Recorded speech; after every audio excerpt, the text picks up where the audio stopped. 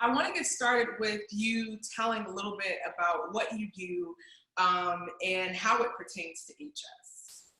Yeah, so I am a general dermatologist, and so I see quite a bit of just regular patients that come through the door, whether it's psoriasis or acne, and HS is a big component of it.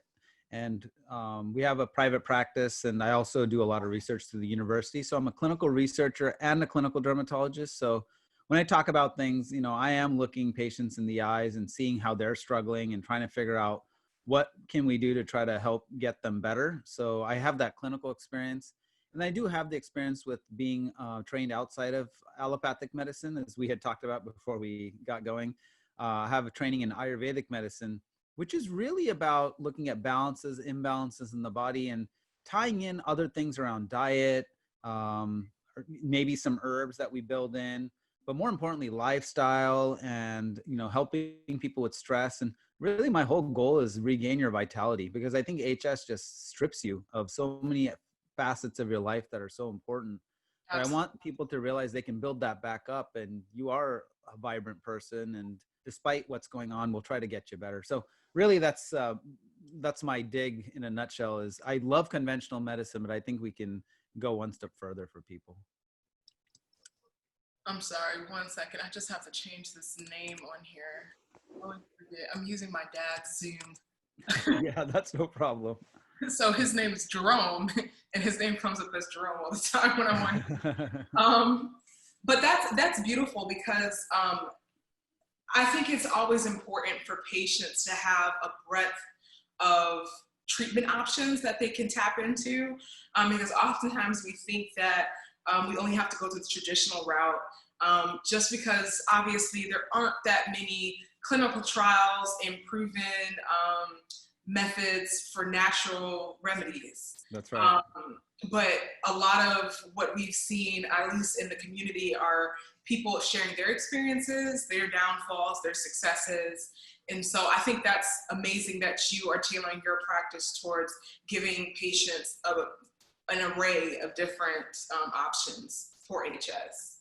Yeah, I think you're right. I think, and even to this day, the conventional medicine does have the most evidence in terms of the traditional research approaches. One of the things that, say, like any of these other traditional medicines, whether it's naturopathy, but especially Ayurvedic medicine and Chinese medicine, which have been around for thousands of years, it really built up the knowledge over many, many years. It hasn't necessarily been put through a rigorous clinical trial as we see it now, and there's no reason why we couldn't start doing that. But they have thousands of years of observation, which have really helped key in on how to help guide people through other aspects of your life that are really important. And, things like what foods you're going to eat, or how do you deal with stress. So those are obviously vitally important too, to being healthy. Yeah, absolutely. And before we dive in further, I'm going to cut this piece in just because it's recording and we're not necessarily doing this live. I'm going to do a bunch of editing. I just want to say that this is a session that we are kind of going back in the programming that we had for the HS Awareness Virtual Summit. And so this was going to be day 3. But this session is with Dr. Raja. Can you pronounce your last name for me? I just want to. Yeah, Sivamani. Sivamani. So Dr. Raja Sivamani is here to talk about allopathic medicine and I'm sorry. You got it. I did. Yeah, it's Ayurvedic. Ayurvedic medicine. Yep, that's it. Ayurvedic medicine. And so I really appreciate him for taking the time out to do this session. This is obviously not a live session, but we wanted to go back and make it available to patients, because a lot of people in the surveys have asked for more natural remedies.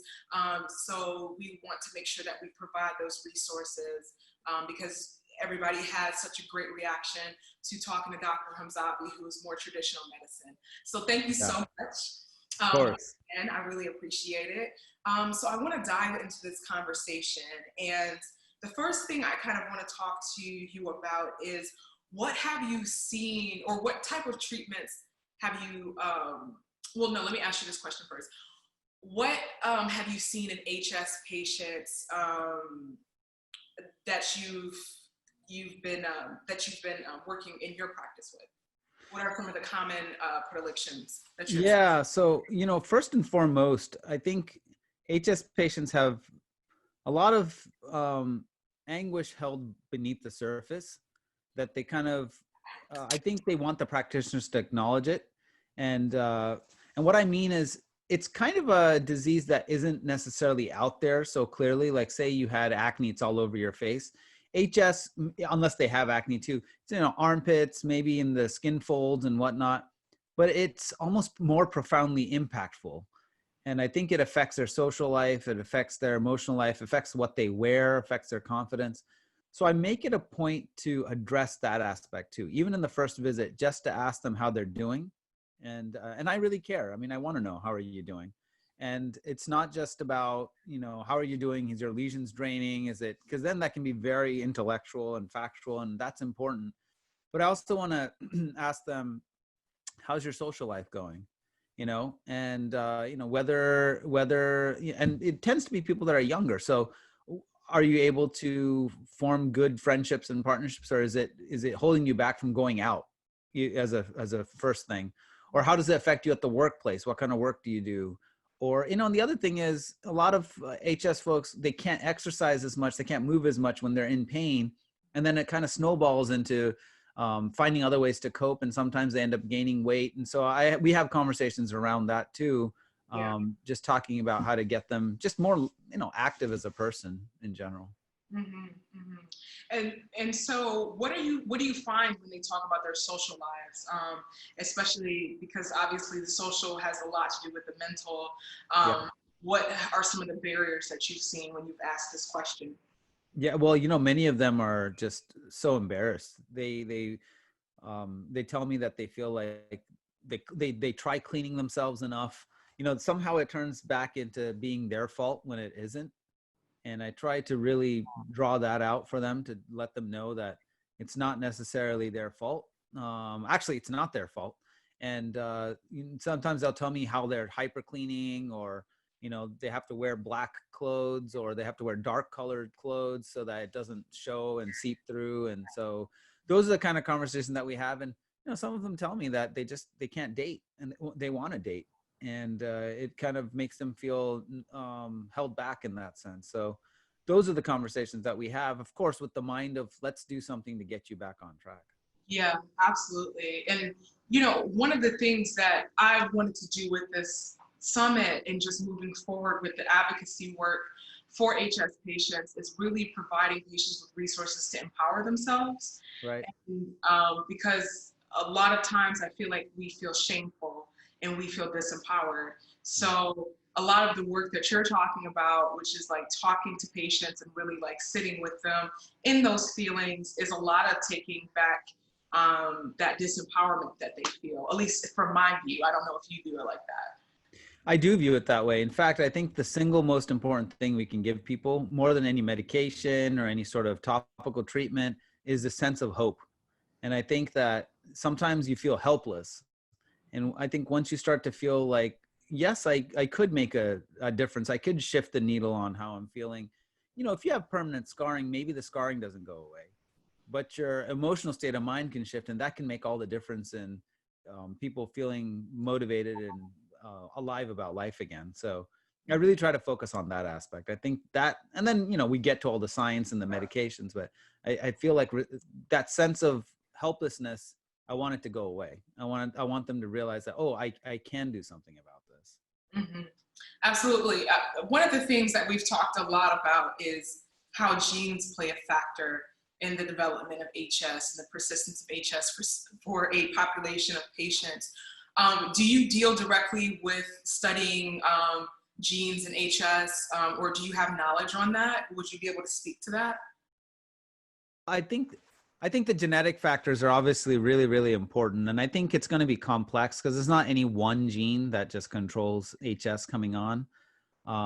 We don't study the genes particularly, but one of the things we are looking at is the microbiome. We have a study going on right now where we're looking at how does the gut microbiome, which is the bacteria that naturally are found inside of the intestines, how are they different from people that don't have HS? And how are they similar to other people that might have other conditions that are inflammatory? And so by doing that, we're hoping we can get some clues on how things might be shifted. And can that give us some clues on how we might be able to then bring in new treatments that we maybe haven't thought about before? So, but definitely genes absolutely, I think, play a role. That's a tough one though. We haven't looked at that directly to look at the genes, but I can tell you it's multiple factors that are involved. Yeah, yeah. And that's powerful that you're looking at gut health, because I've talked to naturopathic physicians who have talked about how important balancing the gut is to dealing with HS and just any inflammatory like condition. And the gut is sort of like our second brain. It's a mystery. Like a lot of people have, I mean, well, there has been research obviously, but Still a mystery though, Jasmine. You're 100% right. yeah. So like can you speak to what you're finding within that study that you're doing about gut health for HS patients, people who don't have HS, and then other individuals who have chronic inflammatory conditions? Yeah, it's still ongoing. And as soon as we have those results, we'll definitely be able to talk about them. But I'll tell you what we're doing though. What we're doing is we're taking people and we're collecting stool samples and we're looking at what kind of bacteria are growing in there and seeing if we can get clues about, are there bad bacteria that are overgrowing, or what about the bacteria that tend to be anti-inflammatory? Are those missing? And can that give us clues to what kind of foods you should be eating? But to even step further from that, I mean, when you think about gut health and you think about what we call the gut-skin axis, one of the important factors in there is nutrition. So I do talk to my patients about certain foods that they should probably look to cut out, that they've probably taken for granted for years, that can kind of get them moving in the right direction. And we kind of take that approach. But yeah, once I have more results, I can tell you about the gut health aspect of things, but we're looking at bacteria specifically and how they've shifted. Absolutely. And so you kind of mentioned you speaking to your patients about some of the triggers food-wise for HS. Right. Can you speak to some of those? Because I've read some studies that dairy has a huge impact on HS. Also brewer's yeast, which is found Yeah. in breads, beers, wines, things of that nature. Some nuts, hydrogenated oils can aggravate it, nightshades. So can you talk about some of what you recommend to your patients? Yeah, I can say more than Western medicine, Ayurvedic medicine has a framework. And if any of you that are listening haven't heard of Ayurvedic medicine, it's Ayurvedic, Ayurvedic medicine. And if you look that up, you'll see that there are different kind of approaches. There's a way of describing the body in balances and imbalances, and the foods can tie into that. So going into dairy, for example, dairy can trigger some of those imbalances from the Ayurvedic perspective. But in the Western perspective, the studies are starting to build, but I get people off dairy because I think it causes an insulin spike. And I think insulin spikes are not good for HS for several reasons. One, it can lead to more weight gain, which is not a good thing. I mean, it just creates more inflammation. And secondly, there's probably some tie-in with the insulin spikes directly into the areas where HS is acting. Now, that's still an area of study. But for example, if you drink skim milk, that's probably, now with acne, we know that skim milk is considered even more of an issue, an aggravating factor than whole milk. But what I try to get people to do is come off of all milk altogether. Red meat, that's another one that I try to get people off of, just because it's so full of, we don't need that much protein in the body and we don't need that many calories coming in. I just think that I try to get the calorie count down. And then, yes, you know, some of the things that you mentioned, nightshades is one that not only for HS, I mean, in other conditions that are inflammatory, people talk about these peppers maybe aggravating inflammation potentially. You know, I think what's going to happen, Jasmine, is that as we go along, we'll be able to start studying this in relation to the microbiome. And then I also look at factors that come off of the microbiome. What are the inflammatory factors that are getting into the bloodstream? Are there markers of inflammation? There's this whole new trend towards looking at short chain fatty acids and what they do to the body. So our study is going to look at not only the gut health, but we are going to look at blood health too, and see what's floating around the blood and how much of it may be coming from the gut, and can we change that and shift that needle. You mentioned short chain fatty acids. Are there certain foods that contain short chain fatty acids, or can you help us understand what that is and how that works with the body? Yeah, short chain fatty acids are typically produced actually down by the bacteria in your gut. And the idea behind them is that they are considered to be very supportive of gut health, but there are certain short chain fatty acids that get into your bloodstream and they can also be anti-inflammatory to the rest of the body. And so what you want to do is you want to try to have ways that you can increase the short chain fatty acids. One of the questions you asked is, are there foods that have short chain fatty acids? Actually, it turns out if you can feed your bacteria good foods, they'll make the short chain fatty acids for you. Mm. So eating things that are high in fiber, but what I mean by fiber is vegetables. That's really important. There are certain probiotics that may help promote more short chain fatty acid production. And then fruits, especially if they're healthy fruits and you keep the skin on them, you know, for example, like apples, if you can wash them well and keep the skin on there, that's a little tip. Of course, people probably aren't going to eat unskinned oranges. That probably just doesn't go over well. But in general, fruits and vegetables are very high in this. And especially if you can get those vegetables like squashes or things that have a lot of fiber to them, it's going to have that prebiotic part to it. And prebiotics are basically things that can help support your good bacteria, and that can help short chain fatty acids go up in the system. Hmm.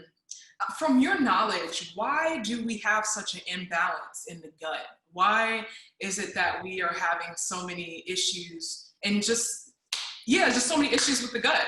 just Yeah, in general. I'll tell you two main reasons. The first one is we eat crappy food as a nation generally, not individually. I mean, some of us are trying really hard, but generally, if you're eating fast foods or you're eating really oily foods, super deep fried, or if they're very meat heavy in the sense of red meats, none of those are actually good for your gut at all. And we know that. And you know, they may taste good to a certain extent, but the funny thing is, as you start to eat healthier and healthier, your taste will change too, and you'll flip away from that. But that's the first one. The second one is just the amount of stress that we have that just floating around. And there's always another reason to keep working. Sometimes we don't take a break, we don't ground ourselves. And so when you constantly have poor sleep, poor stress, higher anxiety, that'll drive your gut into the state of just never settling down. And so people are eating on the go, so they're not digesting properly, or they're eating and they're stressed, then they're not digesting properly. They're not getting enough sleep. All these things impact how you're going to absorb food, how your gut's going to function. You don't want it to always be on. You want it to have periods of rest. Right. And, you know, we talk about the mind-body connection. The mind-gut connection is a real thing. Mm.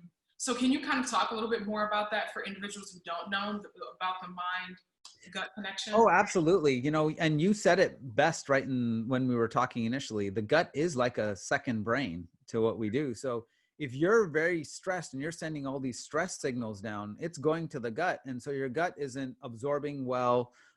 They've shown now that when you have higher levels of stress or anxiety or depression, the gut bacteria aren't healthy either. So then you're not going to have the right kind of digestion when that happens. And then also just the way the intestines, you know, they naturally should contract, and they should, there's an ebb and flow to how they move the food down the body so that it absorbs well. If you're really stressed, maybe it moves the food too slowly, or it moves it through the channels too quickly, and you don't have a chance to absorb. So you're not getting all the nutrients that you need. So that is really important to get that in check too. So what that means is finding ways to ground yourself, even if it's for 5 minutes a day. Just think about it, whether it's yoga or some sort of meditative practice, or literally just enjoying the moment. And enjoying the moment doesn't mean just breathing. It means feeling, seeing, hearing, just taking it all in and just digesting the other parts of the world around you that aren't just food. So, you know, just if you just go outside and just say, I'm just going to listen and just be, and just enjoy that moment, that can bring you back to ground level a little bit, because sometimes we're so much in our head with so many thoughts going around. It's really a moment to just take a moment to step away, or play something that's your favorite music, but actually listen to it. Don't just listen to it in the background and continue working. Actually sit back and enjoy that music for 5 minutes. That makes a huge difference. Those small little things that you do, like if you do 5 minutes every single day, that's a lot of minutes over the course of a year when you start really putting it together, that you were spent stressing out maybe. And so I think it's really important to just find ways to reconnect with just the world around you and be present. I think that's a really important factor with stress. And then of course, sleep is going to come along with it. And I think finding healthy ways to get your sleep back in tune, and finding good healthy habits to get your sleep, so that you don't disrupt it with like cell phones or things late at night.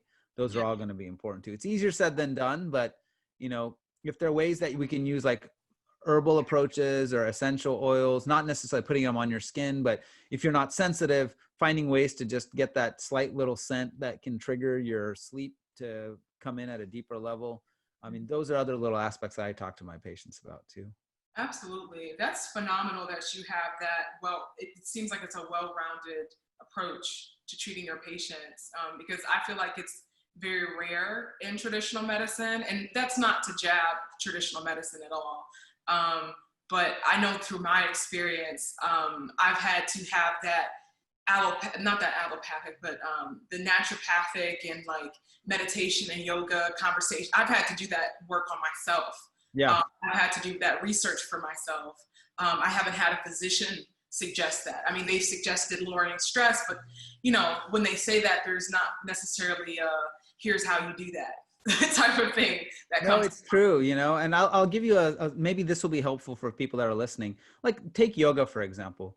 Yoga was a sister of Ayurveda, actually, when they came out of like what we call Vedic knowledge, which by the way has nothing to do with religion.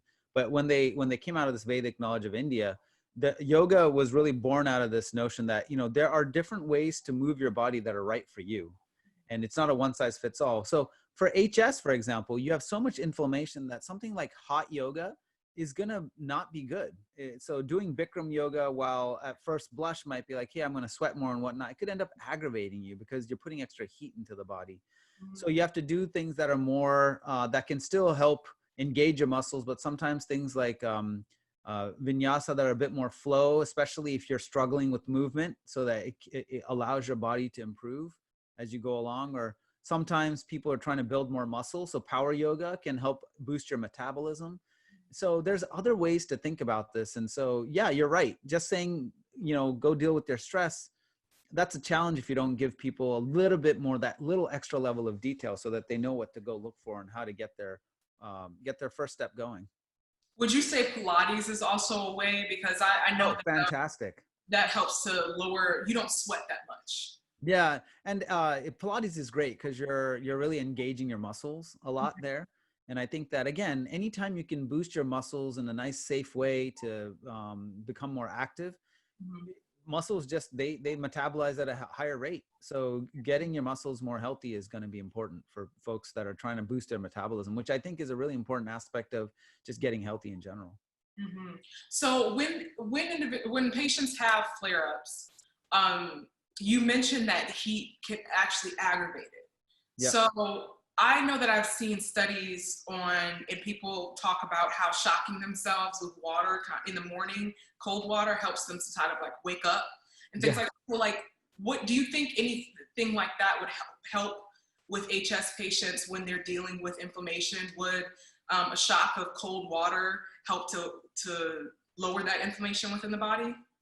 Well, I think cold water can sometimes, maybe it's good for waking up in the morning, but I think it's not a lasting effect, especially when it comes to the deeper inflammation that you see with HS. So I Okay. typically don't use that approach, but if the inflammation is really deep, I mean, I don't shy away from getting conventional medicine on board as soon as possible, because I think it's an integrative approach. You need the conventional medicine to get those symptoms down, because there's nothing like conventional medicine that can get the symptoms down so that you can start getting the maintenance part of how to keep things in check.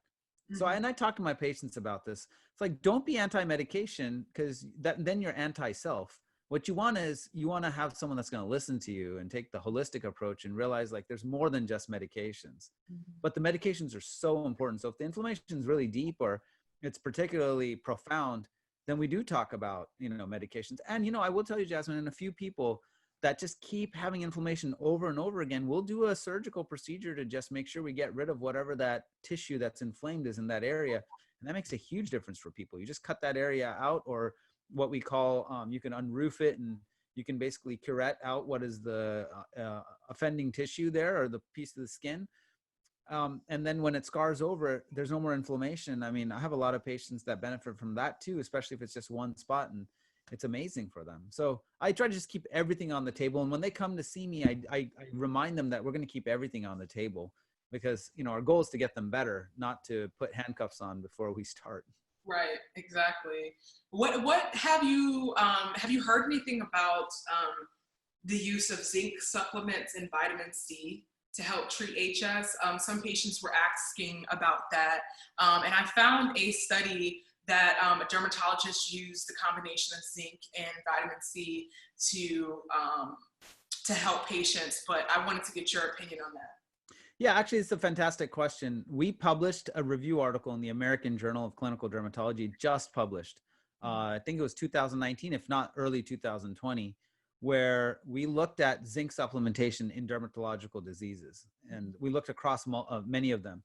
Zinc is useful for those diseases that affect the hair follicles. It seems like, acne and HS, there is some suggestion that zinc is going to be beneficial. One of the problems with long-term zinc supplementation that you have to be careful about is it can knock your copper levels down. And you might not think, oh, I have that much copper in my body, but actually all these trace elements are really important for us.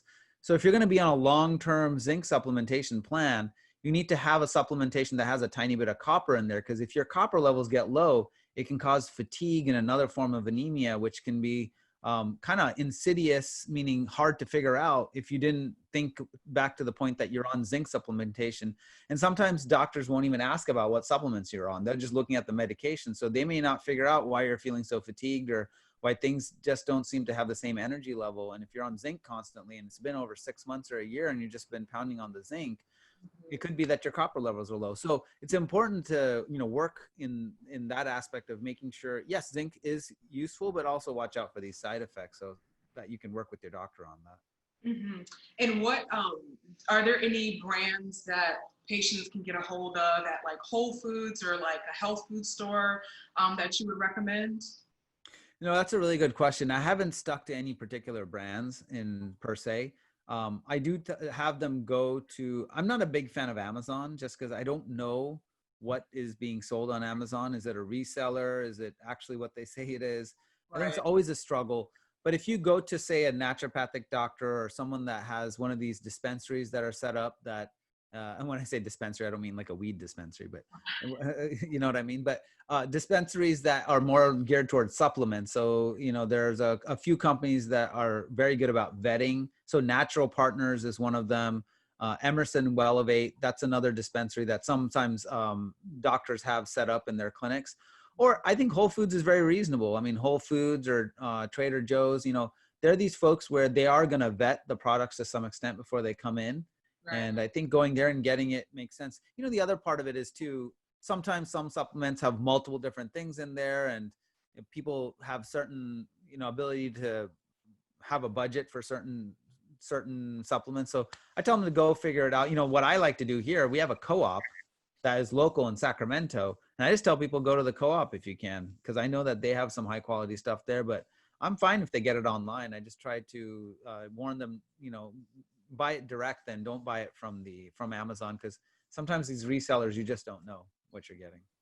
Absolutely. One of the things that I felt was an aha moment for me was when I learned about how food connects to the body and just like how we feel, how we think, how we move. I thought that was profound. But a lot of people don't know that, and a lot of people don't have access to those resources.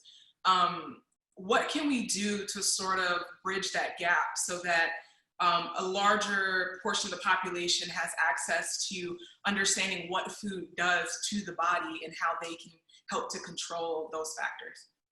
This is such an important question. And one of the core parts of, again, going back to Ayurvedic medicine, is foods have certain impacts on your body.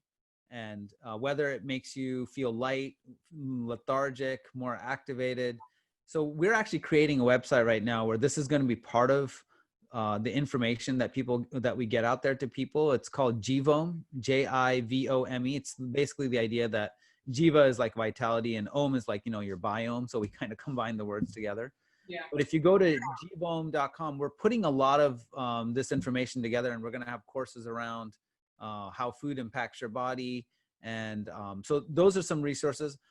The other one is there are some, the USDA has a great database where you can look at just nutritional facts. But if you are interested in following folks like naturopathic doctors, or start looking at naturopathic doctors as well, they talk a bit more about food impact on our body as well. So I think, what you're doing here is awesome, Jasmine. And, as we talk more and more, maybe the next time we can go through different foods and how they impact the body, and we can actually go through like food by food, and how they might shift your mental state of mind, or how they may shift your gut even. Absolutely. I would absolutely love that, because I know patients would really benefit from that. Yeah, we could do that. We could definitely do that. We could go through like the top 10 hit list on what foods are good for you and not good for you, and why. Yeah, absolutely. I do have one question though, about food. You mentioned red meat is not good, but do you recommend like chicken and fish? Yeah, so my take has been to, if people are able to move towards a vegetarian diet, Okay. or plant-based, I should say plant-heavy diet. I don't tell people that they have to eliminate the meat, but if they're going to eat meat, you are correct. I try to get them moving more towards the white meats. And Okay. then I ask them to minimize the meats as much as possible and really focus on plant-based diet. And the reason for that is the science has clearly shown that plant-based diets do something to the bacteria. They do something called diversification, where you have a diversity of bacteria in your gut, which has been shown to be healthier. Not only that, they help promote the production of short chain fatty acids, like we just talked about earlier, and they're anti-inflammatory. And they can also help you kind of stimulate your energy levels. So I think, there's been a lot of studies showing that plant-based diet is very good. So I try to move people in that direction. But if people love their meat, then that's totally fine too. I think fish is important. Just make sure you know how the fish is sourced, so that you're not getting fish that could be high in mercury. But beyond that, yeah, I mean, I think fish is totally fine. I think fish is great, in fact, if they want to incorporate it. Absolutely. I was wondering, man, I had a good question on the top of my brain.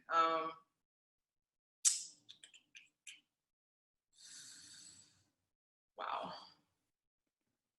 Okay, I'll go into this next question. I think I'll probably remember the other one. But Yeah, you probably will. do you know about what environmental factors can contribute to hidradenitis suppurativa? Because I understand that a lot of the chemicals and pollution in our environment aggravate our bodies, and we are not aware of them, from the products we touch, to the chemicals we use in our homes, to the environments we live in.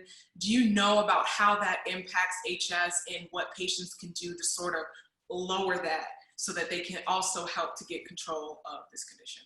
Jasmine, another fantastic question. You're hitting all the factors that we talk about. So yes, now we're talking about external factors and external things that we may do to ourselves that can affect us. So let me break that down. First of all, environment is huge. If you live in a very humid environment, you are going to sweat, and the sweat isn't going to leave you as much. So it's going to lead to more inflammation. And we know actually that acne and HS do flare more in a humid environment. Now, someone like me, where I have a tendency towards eczema, I'm going to love a tropical environment. And especially if it's really humid, my skin's like loving it. But someone that has HS, their skin can get more congested a bit more easily typically. And also the extra sweating isn't going to do any benefits. So in that kind of a situation, you want to wear clothes that are going to wick sweat away much more easily. So I think that's really important. The other thing is, if there's any sort of topical chemicals that you're putting on your skin, just be sure that it's not going to plug your hair follicles. So I think with people with HS, I tend to be a little bit more careful about using antiperspirants versus deodorants. And the difference is deodorants won't plug your hair follicles. They won't plug the sweat glands. They'll just try to mask it with the deodorant. But antiperspirants, if people are sensitive, and if they want to use it, that's fine. But I tell them just see how it goes. If you plug the sweat glands, sometimes that can lead to more backup of inflammation and cause more issues. So I try to have that conversation with them too. But absolutely, environment matters, and what you put on your skin does matter too. Absolutely. I do remember the question I was going to ask. When I was talking to Dr. Hamzavi and when we were speaking, he was mentioning when patients take on a primarily plant-based and vegetarian diet, there are issues, and I've experienced this as well, where we are not getting the nutrients we used to get from meat. And so there is a disparity of nutrients, and we lose iron and we develop fatigue. Sometimes we lose a significant amount of weight, and that's unhealthy. What are some of the ways that you help your patients to balance that out so that they are not experiencing those side effects when getting into a plant-based vegetarian or vegan diet? Well, there's a whole swaths of the population that are vegetarian, and they do okay. And I think the key is maybe the way first of all, the kind of foods that we get access to. I think the American diet especially is very inexperienced. I don't want to say poor, just inexperienced with the vegetarian approach, because it tends to be a lot of raw vegetables, salads, maybe some undercooked broccoli here and there, sometimes properly cooked. So the problem there is that realizing that there are alternate sources of protein. Now they even have protein replacements that won't necessarily be meat. Are they necessarily better for you? I don't know. But but that being said, like nuts, certain nuts, and not all nuts are going to be bad for you. Certain nuts can be healthy in moderation to get the right protein that you need. You can also find that for iron, if you need to supplementation is another way that you can do that. But there are iron-rich foods that you can also eat. And so what I try to give people as options is, I don't want to just tell them to go plant-based, but we also give them some options on here's other things that you could eat that could then fill in what you're missing with meat. And here's the best part. We eat as a population way too much meat for our body anyway. We don't need that much meat in terms of protein. So even if they cut down the meat, I'm not telling them to go to zero. They'll still get enough meat. And you'll be surprised how much excess meat that we eat. We just don't need that much meat. And so bringing that down doesn't mean you have to go to zero. You can still eat your meat if that's something that's important. Yeah, so that might mean not eating a whole slab of ribs. But, Right, exactly. maybe eating half of that, or not eating, or a quarter of it. Right. Eating like maybe, I don't know how big a 4-ounce steak is, but I'm still out a touch of meat, but instead of eating that, eating that rather than like an 8-ounce. Yeah. And there are supplements out there, now supplements can get costly, that I understand. Yeah. But there are supplements out there that can help bolster in the missing nutrients if you need them. Mm-hmm. And of course, and if you have dairy or fortified foods, like vitamin D can be fortified into these milk alternatives. There are so many things that they're doing in the nutrition world now to try to fill in, the nutritional holes that are there, that it's becoming easier and easier to go vegetarian or even vegan if people wanted to do that. Mm-hmm. Absolutely. I wanted to go back to the genetic conversation because I was looking into epigenetics and its relation to HS as well.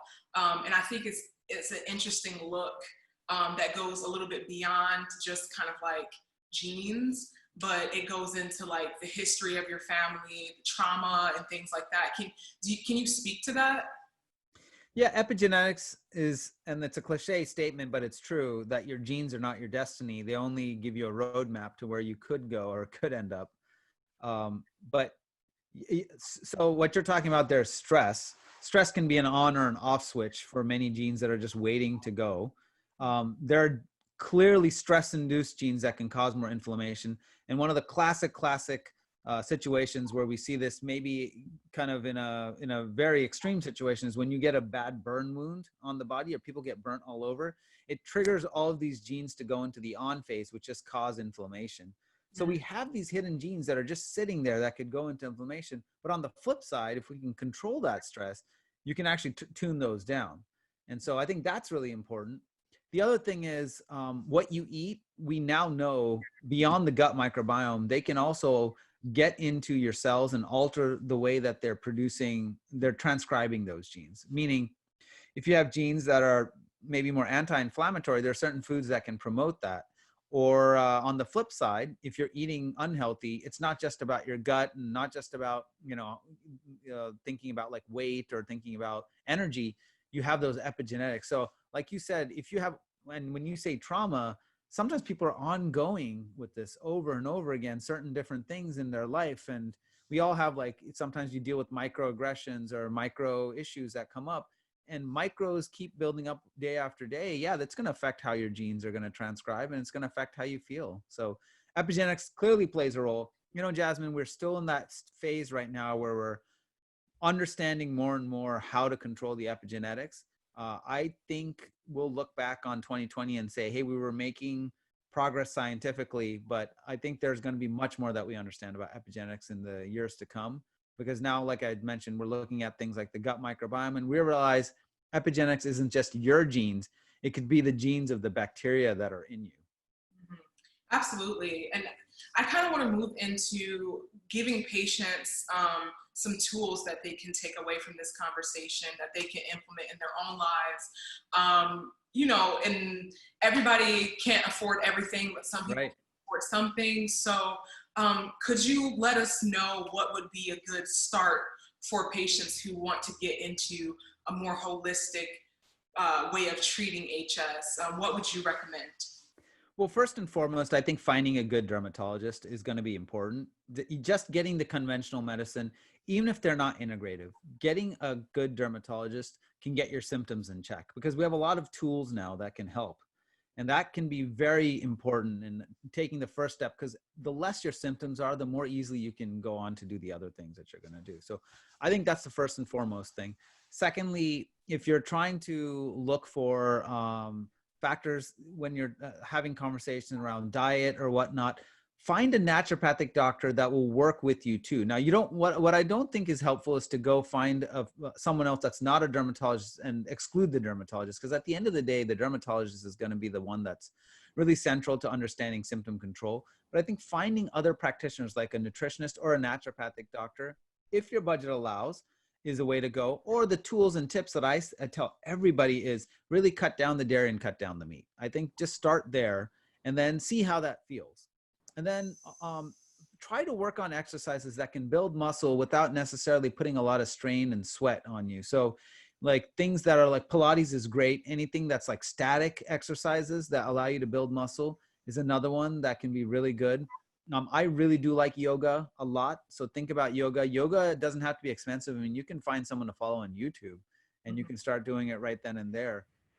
So that's very helpful. And the other last bit of thing that I give as advice is don't blame yourself. It's not your fault. You know, genetics and epigenetics, you know, sometimes when we talk about epigenetics, we can say, oh, the things you eat can control your genes and this and that. But then that can also fall back into, oh, maybe I did this to myself. And I think just being gentle with yourself and realizing that your body is going to have the capability of healing, just find the right people.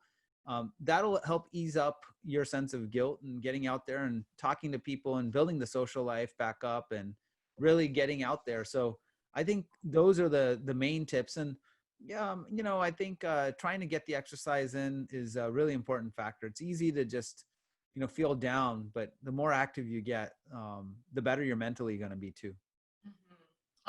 One last thing, Dr. Mzavi was mentioning carbohydrates Yeah. playing a huge like factor in just sort of like aggravating HS, because obviously carbohydrates turn into sugar, and sugar, as you were talking about, Yeah. spike in insulin can aggravate HS. Yeah. When you, for an example, so I started switching out potato chips for cassava chips, but cassava chips still have a lot of carbohydrates in them. Are carbohydrates in vegetables different from carbohydrates in, say, fast food? Does our body treat that differently, or? Yeah, absolutely. I think this is such an important concept here. Carbs on their own aren't necessarily a bad thing, and sometimes we swing this pendulum towards going to carb free or super low carbs. And studies have shown, yes, high carbs is not good for you, but super low carbs or no carbs is also not good for you because you need those carbs. And so the way you get those carbs is very important. If you eat a lot of refined sugars or pastries or things that are, I would say like, what would you say? Like packaged meals that are just laden full of sugar. Those aren't going to be helpful. But if you focus on things like fermented foods, which are going to be helpful for the gut, or, more talking about carbs specifically, complex carbs. So fruits are healthy because they have prebiotics that come with them. So, get the carbs that have some other goodness that comes with it. I think, whole foods is really important. Vegetables, absolutely. I mean, carrots have carbs in them. That's a really healthy way to eat as well. I think if you focus on carbs that are complex and whole foods based, it's always going to be better. And so carbs in itself is just like saying you should eat healthy food. So you got to break that down more. So there's different kind of carbs. And yes, they can become sugars, but some of them become sugars much more slowly. And they're not just that jolt to the system, like drinking a can of pop.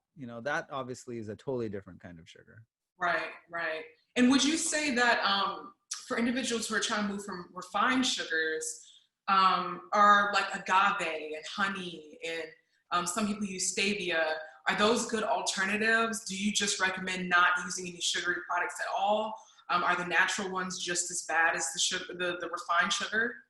This is a great question. And, we have, there's a woman called Kimberly Stanhope at UC Davis that has looked at University of California Davis, that's looked at all of these kind of sugar alternatives and to see which ones are better or if things can be a little bit worse. So I encourage people to look her up to see, what they find there. Now, I'll tell you, I think using agave is great. I think using honey is great. I think those are all ways to, build your way from getting away from so much sugar. Eventually, you should try to start to build a taste for those natural sweets that are out there. The natural sweetness that you find in things, or putting in things like dates into your diet, or other sorts of just naturally sweet sugars into your diet. I think cutting people cold turkey off sugar, though, you can feel so bland that sometimes that's a tough one. But Yeah. I think transitioning to the whole food based sugars would be a way to go. And then cane sugar, it's not refined sugar. I think that's another option too. Yeah, that's what I've been doing lately because Yeah. I've been having an issue with refined sugar and I know that it's causing inflammation in my body. And so I'm like, Yeah. what's a way for me to not strip Yeah, it out, exactly. restrict myself completely, but still get that sweetness that I'm used to? And so like, I love ice cream and I don't eat dairy anymore, but I love plant-based ice creams now. But Yeah. most of them don't have the option of using a whole food like sweetener. They use refined sugar. And Yeah. so I found this brand called Coconut Bliss. It's Yeah. like $8 for a pint, but it's still better than what I was experiencing because after eating it, I don't feel sluggish. I don't feel like anything is, I don't know. When I'm present in my body, I don't feel that inflammation, that aggravation, that itching that I Yeah. usually get if my body is inflamed by certain foods. Yeah, there's another ice cream maker that people should look into. That because you just mentioned ice cream, Conscious Creamery. I don't know if you've looked at them as well, but Coconut Bliss is one that we've seen quite a bit. But yeah, I mean, it's true. If you are eating vegetarian or plant-based, and you can still eat super unhealthy, I mean, there's still choices to be made there. So I think going towards whole food approaches is always going to be the healthier option. Absolutely. And does your practice give recipes or provide recipes for patients at all? We will soon. In fact, we have our general practice right now where we see people on insurance. We see a lot of folks with Medi-Cal. I used to be at Davis, and the reason I left was I wanted to get better access to people that didn't have good access to us before. So we have a very heavy Medi-Cal practice that also sees a lot of private payers too. But we're now building an integrative clinic. It's going to be called Zen Dermatology. And there we're going to bring in nutritionists and we're going to have recipes that we put together. In fact, again, that website, Gvome, we're going to start putting recipes up there too. And when people come in, they can take a quiz that will personalize to you. And then we try to personalize content to who you are as a person rather than just giving you generic advice. Absolutely. I'm looking forward to that because that's a space, that's where I am in my life right now, is really trying to get a hold of the foods that I'm eating and looking at the environmental factors that are playing a part, Absolutely. and just trying to get active overall so that I don't have any issues with inflammation again, because I don't ever want to experience what I did when I was a young girl, Yeah. So I really appreciate you for taking the time to Of speak course. with me about allopathic medicine and natural remedies, because patients need access to this, not just from other patients, but from physicians who are actively working with patients to help them manage their condition. Because I think that reassures patients that they're headed on the right path, rather than just experimenting, even though I know it's still an experimentation. So Right. It I is. really appreciate it. Oh, no, it's my pleasure. And I think it's really important for people to know that the field of medicine is shifting. Now, I've talked to you about, the things that we do for the general public wellness platform. We also have a website that we're building, and we put on a symposium to get other physicians and practitioners to be interested in integrative approaches. So for all of you that are seeing practitioners, you can recommend to them to look up the Integrative Dermatology Symposium and get your doctors to come out, because we will teach people to open up their perspective so they start thinking about things like diet and lifestyle and nutrition and environment and things that go beyond just pharmaceutical medicine, so that you can bring it and make it close to home to you. So sometimes you try to go find the doctor, but if you can't, educate the doctor about the things that we're doing. Just tell them, hey, this might be an interesting conference that I heard about, where they're bringing doctors together. I don't know if you're interested, but just let them know. And we'd love to educate them as well. Hmm. This has been wonderful. Can you let people know how they can, if they want to reach out and work with you and they live in Sacramento, or how they can get in touch? Absolutely. So you can look me up at the practice website is Pacific Skin Institute, or we will have our other practice that'll be started up by the end of this year called Zen Dermatology. So those are my practices. And then really the best way to keep in touch is we are launching a podcast called the Holistic Health Podcast. It's already been launched out there. And it's at our website is Givome, J-I-V as in Victor, O-M-E, Givome.com. And come check it out. You might have a lot of fun with it. We're going to be starting to create things like membership plans and help people think about diet and environment and just, who you are as a person, not who you are as a condition. Mm-hmm. I love that. I love that we're ending on that. That is beautiful. Thank you so much for your time. I Of really appreciate course. it.